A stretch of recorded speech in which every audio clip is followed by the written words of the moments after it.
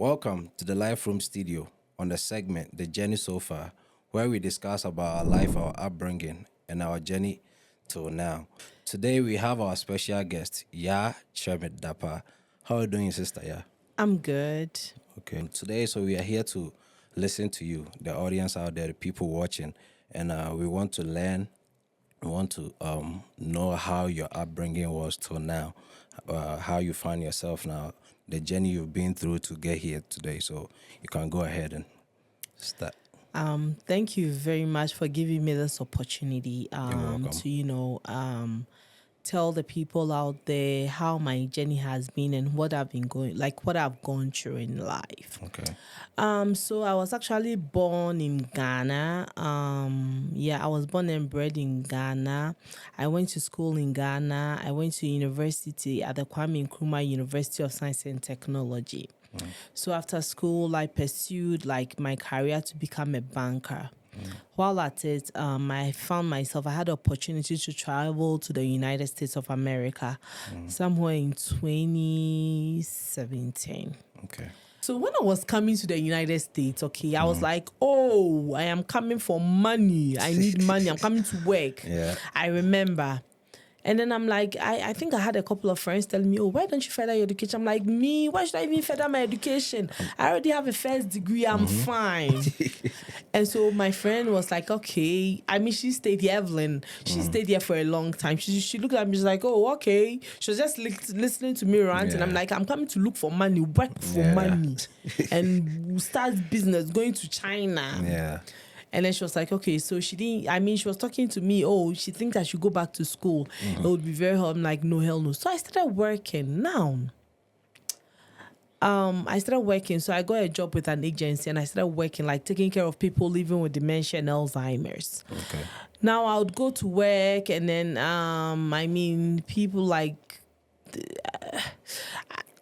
it was hard. It was hard in that I would go to work and then a patient would not like me and be like, you're black, you're dumb, you are just saying all kind of words to me. Okay. And so that was when it dawned on me that I need to go back to school and become a better person. Yeah.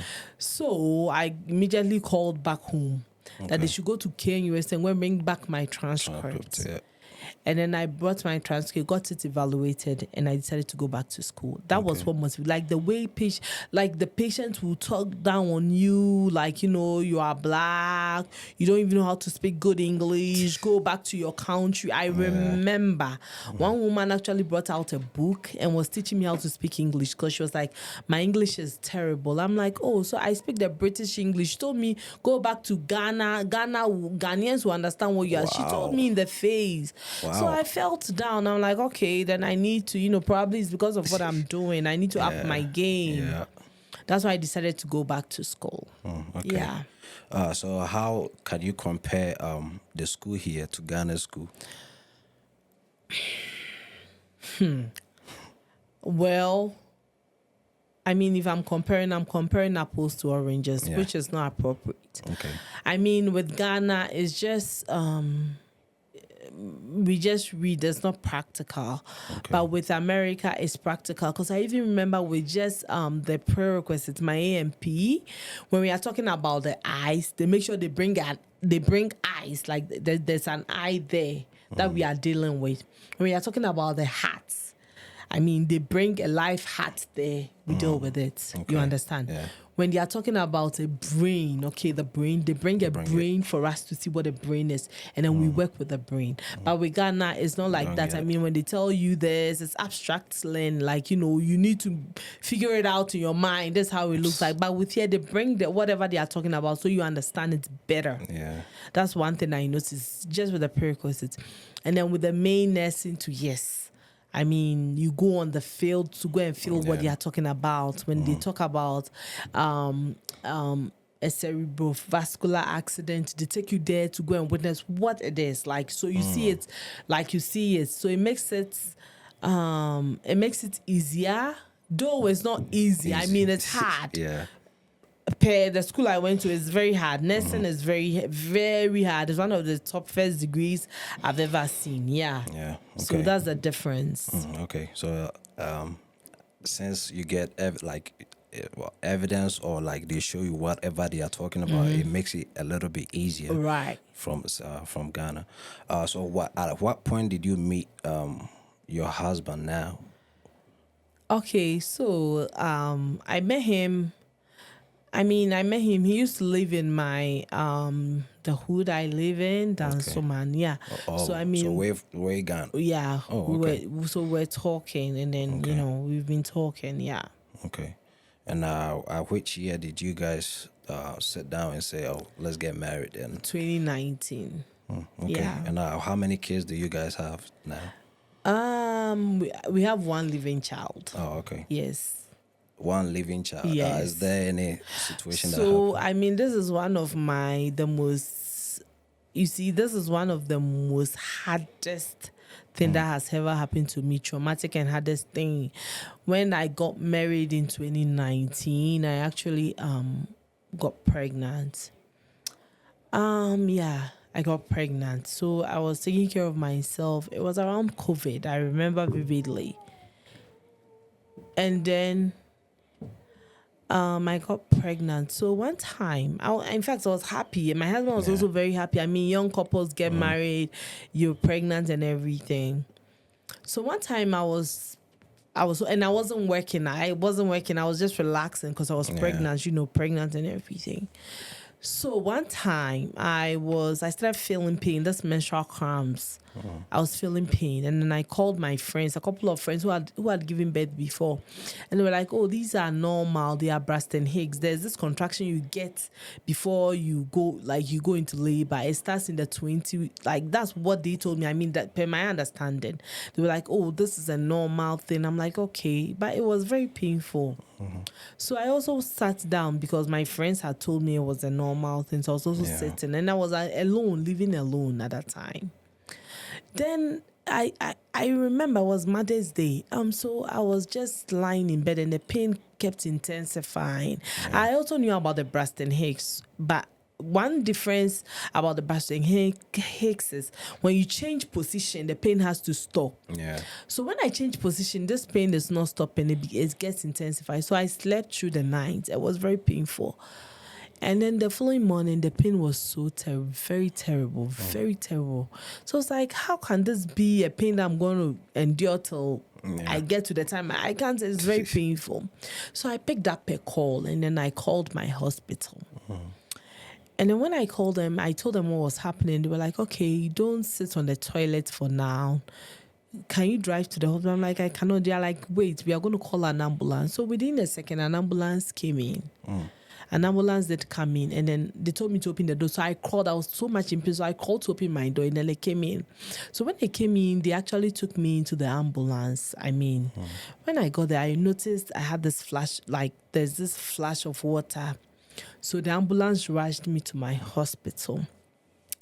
I got to the hospital, and then they took a scan. It was there. They realized I was carrying twins. Yes. So, I mean, during my prenatal, though we're in COVID time, they didn't get opportunity to take a scan on me, which I think it was a mistake on the part of the hospital. But, I mean, I would call and schedule, and then they'll be like, there are no doctors, or there are no whatever around to come and to take the scan. So they gave me a time, and the time was the thing happened on a Sunday, right? It did happen on a Sunday, and then my scan was supposed to be taken on the Tuesday before the Sunday. So they did a scan, and then they realized I was carrying twins. One baby's water was out, like the water on the baby was out. The gush of fluid I had, one baby's fluid was out, and then the other was swimming. So they were not very sure. So they came to me, they were like, "Hey, do you have twins in your family?" I'm like, "Yeah, my brothers are twins." They're like, "Okay, we see you are carrying twins." But it looks like one's water is broken, meaning I was in labor and I had dilated 3 centimeters. So they rushed me to University Hospital because they had a very higher, they told me they have higher level of acuity should my babies come anytime soon. So they took me there. Now, I went there, and then I had, like, they told me I am 22 weeks pregnant, yes. And that they cannot save my babies. If they come anytime soon, I would hold them to die. And then I mean, I'm going to hold the babies to die. But if my babies come at 23 weeks, okay, they would help them. So I was in fact, at first when they told me, I was in denial. In fact, I was happy I was carrying twins. Yeah. But I mean, what the doctors kept telling me, and then it sounded like rubbish in my ears. I'm like, what are these people talking about? Go away. And then a different set of doctors will come. They'll be like, they are not going to save my babies because, one, they are little, they are below 22. They are 22 weeks here. They are below 23 weeks. And the hospital policy says they should help babies at 24 weeks, but they can help me if my babies are 23 weeks. Then I asked them, why can't you help my babies at 23 weeks? They were like, oh, the instruments that they insect into the baby's nose, they are too big for the babies. Besides, they are twins. They are not, twins are little. They are not, if it was one baby, the scenario would be different and everything. And then I was looking at them because I was in denial. So I was sitting there praying to God. I'm like, God, you need to save me. This situation, I really called on God. I cried. I'm like, how can I even lose these babies? I've come, and then the pregnancy was so hard on me. I've come this far, and then I'll hold my babies to die. How can this be? The doctors, they kept coming, telling me whatever they had to tell me. And even if I give birth to these children, they were not going to survive. They were going to have autism. They were going to have ear problems. They could not work because they are extremely premature babies. So I was like, these doctors, are they even serious? Yeah. Like, telling me all these things. So I stayed in the hospital. I was there praying to God. I was like, God, you need to save me. I need you more this time. Crying. I have never cried in my life this way before. I cried. And then my husband was praying for me. I would call him. We would pray on the phone and everything. Now, I was 3 days shy of, so the 23 weeks mark was on the Tuesday. So one Friday, like the Friday, I was there and then I could feel something come down me, and then I called, and then my baby's head was was out.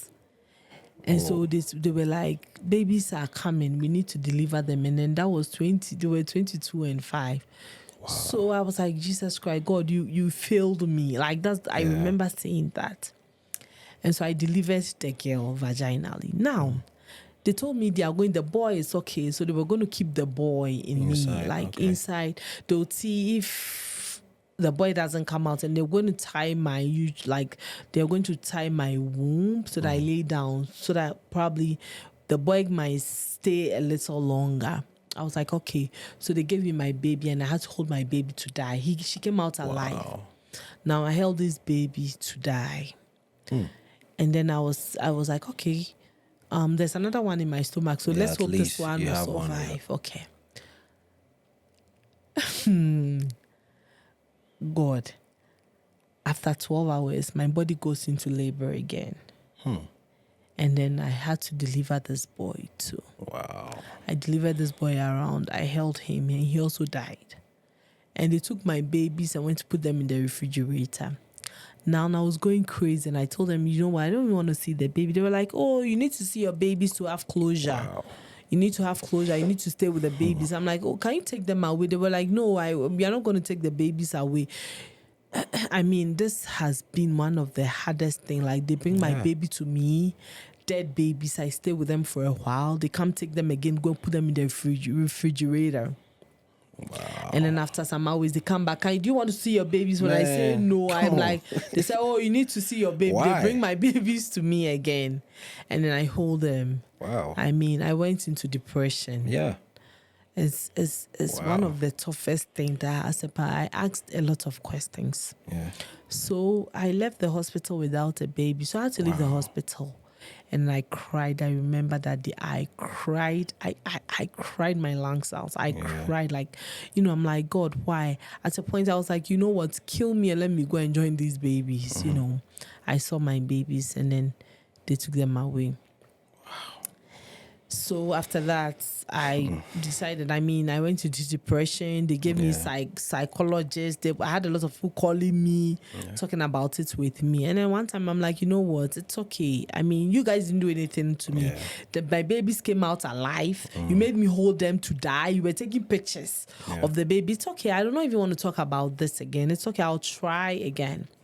Now, that's where the other thing, another blow hit me. I was not getting pregnant. Like, it was hard getting pregnant. Wow. It was so hard. Listen, Wow. the way I have struggled, it was so hard getting pregnant. I'm like, God, why? Why? I was just not getting pregnant. So I said, you know what, I'm going to go back to school. Yeah. So it was right after that I decided to go back to school. When I kept trying and the baby wasn't coming, I decided to go back to school. Now when I go back to school, nursing is very hard. Yeah. Main nursing, very Stressful. hard. Stressful. I finished first quarter, second quarter, like the hardest one, pharmacology and foundation. I finished it. And then here I am pregnant in wow. nursing school. I'm like, what? Why? Interesting. I am boom, I'm pregnant. I'm like, God. Even with the one that I relaxed, I didn't work. You didn't get it. They didn't. How much more this one with nursing school? And I'm also not living there. I'm not also not Leaving leaving the school. school, yeah. So what are we going to do? I mean, that's where I always tell people you need to trust the process. I'm not leaving nursing school, so I confided in a couple of girls in my class. I'm like, I'm pregnant. Yeah, After happy. I told them, the whole school heard of it, that is pregnant. They are happy for you. And then they're like, how can you even stay in nursing school? Yeah. We are not pregnant. We cannot even stay in there. How much more you a Stressful. pregnant woman? How can you even stay in nursing school? I'm like, okay, I'll do it. Let's see how it's going to go. So I was going to school, going for clinicals with my pregnancy. At dawn, I would wake up. It's been the most stressful time in my life, you know. And then I'm like, so a lot of thoughts kept running through my mind. What if what happened to me is going to happen to me? So immediately I got to 22 weeks. I started getting scared. So my pregnancy, I didn't even announce it. I just didn't tell a lot of people because of my Like your previous situation. experience. Because, I mean, you know what? When I lost the twins, people will see me, how is your baby? Like without the stomach. I'm like, my baby is there. My baby is fine. Oh. So people thought I actually had them, like a lot of people. So they didn't know about. No. Oh, okay. When you meet me and you ask me, I'm like, my baby is fine. Good. Where are your babies? I'm like, I took them to Ghana. You know, I had to lie because I didn't have time to come and explain everything again. Man, it's a hard situation too. So exactly. So people, like, I didn't tell a lot of people. So it was just my classmates and my. And then, I mean, a couple of people, when you see me pregnant, fine. But I did not do any baby shower to come and announce the fact that, hey, I am pregnant. What we've been looking for, we found and no. It was just prayers, always praying to God. God, you just see me through this. So I was able to carry it. Then when I got to 38 weeks, I was like, you know what? I was scared. I had anxiety because I was scared. You know, there are stories I was reading online. Your baby's heartbeat could just stop. You know, after 40 weeks, the placenta stops working, so your baby can die. So when I got to 38 weeks, I spoke to my midwife that, you know what, I don't want to carry to 40. I'm even scared. I want to deliver this baby and then see how this baby looks like. She was like, okay. I mean, let's see what happens. is that possible? Yeah. Oh, okay. Yeah. After 37, You can. baby is full term. Oh, So I waited till 38 weeks. I was like, I don't want to carry to term, so let's see. So I went to the shop to go and get dates. Okay, I remember I went to get dates and then pineapple and pawpaw. And then I ate it and then my body went into labor. Yeah, immediately. Oh, so that's let's say a trick there if you want to have your Yeah, baby if you want to have a baby early. Well, it worked for me. Okay. And then it was an advice. And then I took it and it worked. So I wanted to have the baby. I didn't have time to wait there 40 weeks. I'll even die till that time, before the time. Yeah. So I actually got the dates and then pineapple and pawpaw. And then raspberry tea. I remember these 4 things. I went home and then I just took 3 days, just 3. And I did a raspberry tea. I took some pineapple. And then surprisingly, my body went into labor. Wow. So I was laboring. I was like, this is it. I remember this pain. This was the pain I had. I remember. So I wanted to labor till I get into active labor before I go to the hospital.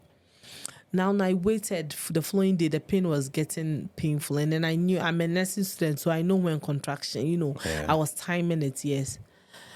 Now I took my bag. I didn't tell anybody because of my past experience. You don't I want- didn't tell anybody. Yeah. So I took my red bag, a handbag, and then I just told them I'm going to the hospital and then I'll be back. Yeah. So I got to the hospital and I explained everything to them. Like, okay, come and sleep and then let's see if you are dilated. And I told them, okay.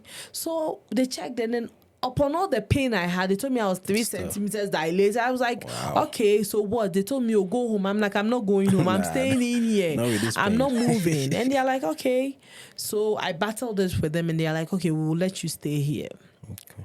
And then I was there. So along the line, they noticed that my son's heart rate, it goes up. I mean, I'm not going to use the layman's term because my son's heart rate goes up and down, up and down, up. So they'll not even let me go home because that alone make me, because one, I've had because of my experience, yeah. I am an high acuity patient, so they'll not even let me go home. Yeah. So I stayed there, and then they told me, okay, we see your son, we don't know whether he's moving or what, but his heart rate goes up, and then he picks it up, and then it goes up, so we'll not let you go home, so you're going to stay. I'm like, perfect. I didn't even want to go. I didn't even want to go. So they give me a room, and then I get into the room, everything was okay, but the pains. Yeah. Before them, I told them I didn't need any epidural. The pain started and I started yelling, can you come and give me the epidural on my back? Wow. They gave me the epidural and everything. And the strange thing, my baby's heart rate kept going down. Oh.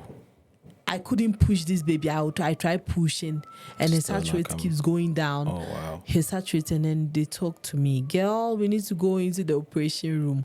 I mean, another traumatic experience because I did clinicals and I know how operation is done, and I didn't want it on me, but like my doctor told me, babies tell you how they want to come into this earth. It's not on you. It's not your decision. Yeah.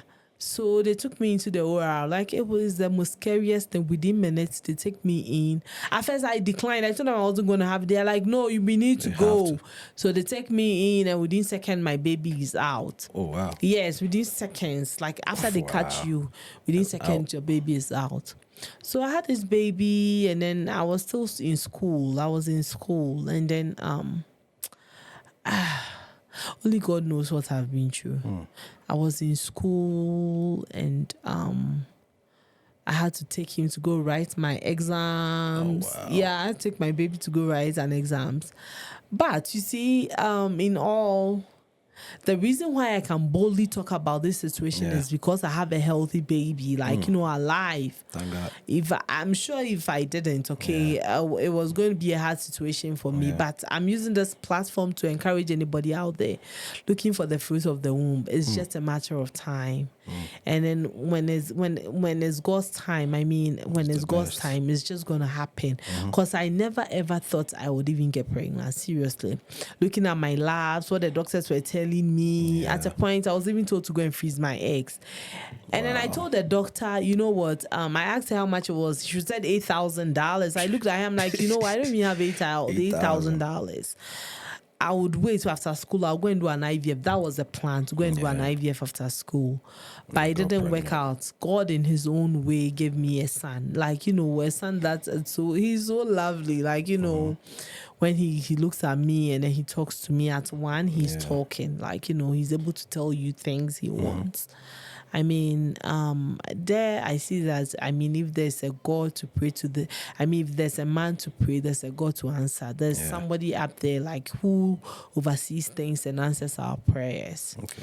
And then I was able to complete nursing school. At a point I was even asking, who's going to take care of my son when I had to go to class because he was very little. And I resumed school 2 weeks after my C-section, and then I was breastfeeding and everything. But there were people, you see how God works in mysterious ways. I had people around me who helped me with my son, and I'll forever be grateful to them, who helped me take care of my son till I completed nursing school. Because I just didn't know how it was going to be done. And then here I am today. I'm now a registered nurse, That's nice. So, yeah. Okay. So this all experience that you went through, I know it challenged your faith a little bit. Right. So how can you tell the people out there how you came back to believe in God again? Because this is not an easy experience that You know God is there, but you have to go through this. Okay, so I mean, my husband is a very prayerful guy, man. Very, very prayerful. Very, very prayerful.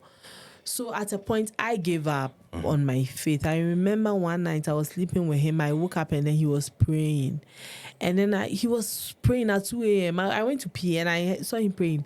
He was so praying so hard. And then I looked at him and I'm like, hey, that's why I said, God, grant this guy's heart's desire, because the kind of prayer he's praying, like serious prayers, because I gave up. Because I was having a lot of prophecies, like, here and there. And then I gave up. I actually gave up. I thought I wasn't going to, so I actually stopped going to church. Okay.